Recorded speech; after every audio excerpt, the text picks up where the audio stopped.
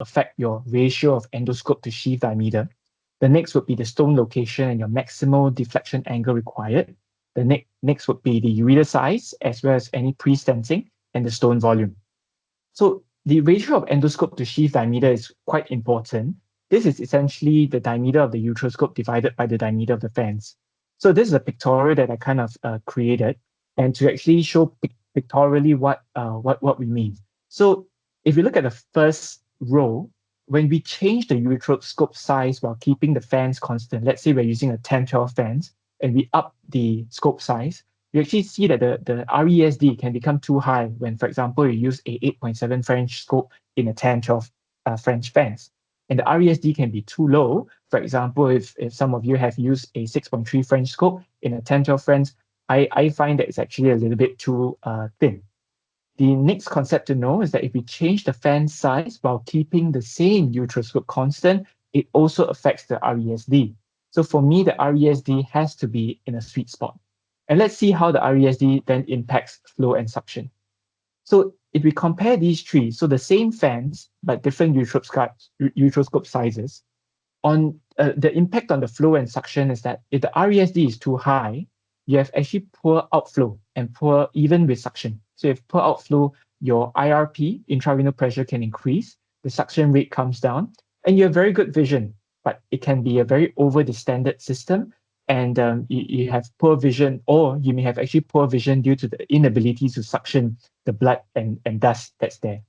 If the RESD is too low, yes, it is good that you got increased outflow with suction, but actually this can actually lead to collapsing of the system, and it also can be a problem. Next, we'll actually look at the RESD's impact on deflection as well as stone extraction. So if the RESD is too high, it is good in a way because the larger scope is actually generally stronger for most manufacturers. So you get good deflection, especially for difficult to access calyces. But when we talk about stone extraction, it's going to have problems because there's poorer suction outflow rate, which reduces the efficiency. And the flow around the scope is actually affected as well. If the RESD is too low, you actually compromise on your deflection because the weaker, thinner scope isn't able to deflect the same fan size to the same degree. And it may also compromise on your vortex effect, reducing suction efficiency. So it's important to actually get a sweet spot. And for me, this is the recommendation I based on experience. I would generally use a 7.5 French scope in a 10-12 fans. Sometimes I use 11-13 fans, but generally for me, it's a 10-12 with 7.5. For 8.7 French, I would use at least a 11-13 scope, 11-13 fans, and sometimes, yes, a 12-14, but avoid those that you see in red. So choosing between different manufacturers for fans, I think these are the four things to think about. Safety, whether it's safe in terms of the hydrophilicity, the tapered tip, the ease of insertion, the ease of use, as well as the suction characteristics and the design. Okay, so this is an example of the Innovex fans that we are looking at today. So next we'll go on to the uteroscope. So how do I choose among all the uteroscopes that are out there in the market? So these are the four main considerations I have.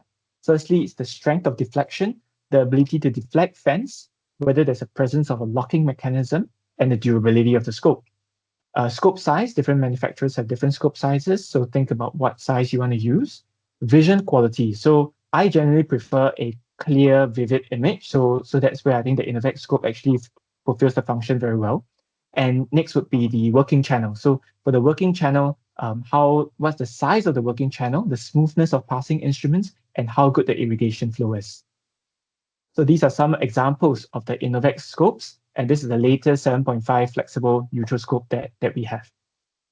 So let's get to the RIRS itself.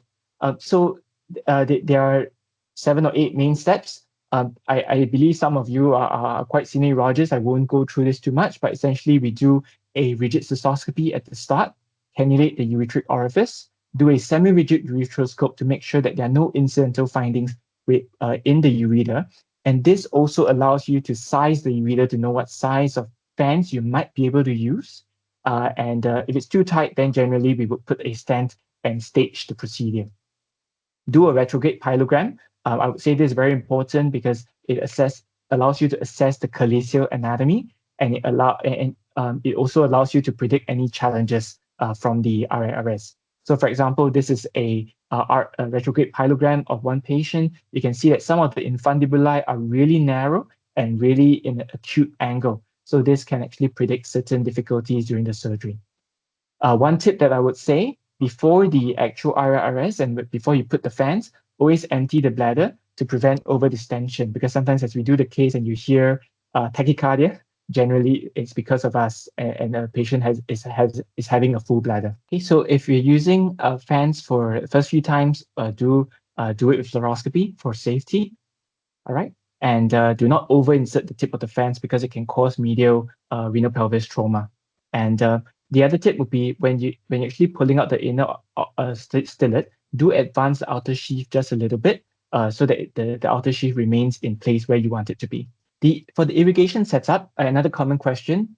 For me, I use the Endomet pump, and I start at 130 mbar. So this translates to 97 millimeters mercury.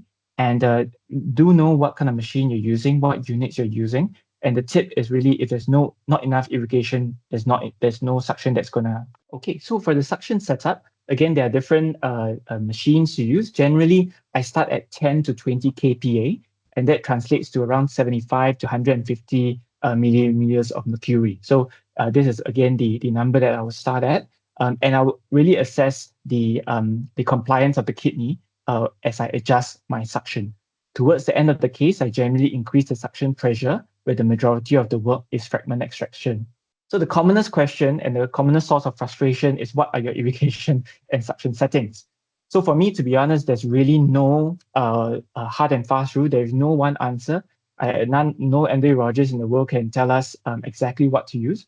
But I would say it's important to consider what we need to think about beyond just purely asking for irrigation or suction pressure, because there are different things that can affect the irrigation flow rate. For example, what device you're using, what is the inflow pressure and flow rate you're setting, and what is the working channel size of your scope.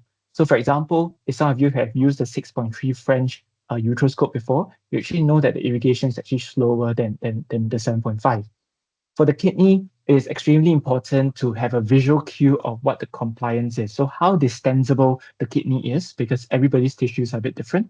The degree of hydronephrosis will also affect whether you want to adjust your suction or irrigation pressure, and also whether you're operating in a small calyx or a more spacious renal pelvis, and also what stage of the surgery you're at. For the suction factors, apart from the pressure, it also depends on what device you're using, the ratio of endoscope to sheath diameter, so you need to adjust accordingly. For example, whether you need to increase the inflow such that if let's say your RESD is actually lower, okay, and then also how much of the suction control vent you're actually occluding. So it's actually important to perform RRSs, and in a way also trial and error in your own setting to know how you need to adjust based on what are the intraoperative factors you're actually facing. So the laser setup, I won't go too much of detail. Everybody has their own preference. Okay, one note about ergonomics. I think for me, I generally recommend sitting down on a chair with a good backrest, especially now the RRSs can be a little bit longer with larger stone volume cases. And it's a very ergonomic position with the back and the knees, the back straight, knees at right angles, and estimate the table height by keeping the elbow at the right angle when you're actually positioning the patient in a standing position. So this is a patient's table height is very important. And the scrub trolley actually is easily accessible when you're actually sitting down. Okay, we'll move on to the manipulation of uteroscope. So avoid bending the scope at the junction between the working length and the scope handle because there's a risk of breakage. And keep the scope as straight as possible so that we don't try to break the scope. The other thing to note would be that the sitting position helps to keep the scope as straight as possible because it's more in line with the body. So the techniques to deflect fans, there's active deflection and sheath advancement. I have a video to show that. Okay, so for the techniques of fans lithotripsy, you can actually hover around the stone and hover the tip so that some of these dust actually come with you. You can also do trapping. So what I tend to do is also to use the tip of the sheath to press a little bit against the stone to prevent stone movement. And that also protects you from the surrounding mucosa. In certain cases, if the fans cannot reach the stone, you can actually first do the lasing with the scope itself, and then subsequently, once it's broken, then we actually use suction to actually then get the fragments out. So a combination is usually needed most of the time. So in terms of overview of the extraction strategies, there are two. One is active withdrawal.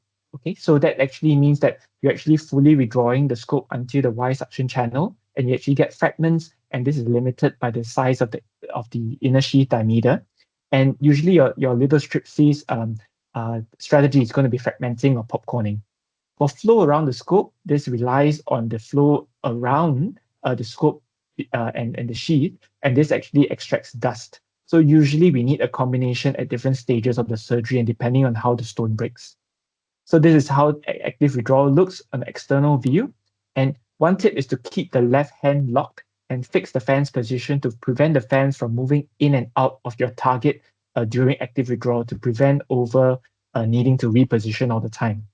Gradually withdraw the scope with fine movements to allow the stone, something like a stone whisperer, to allow the stone to follow the sheath, the scope.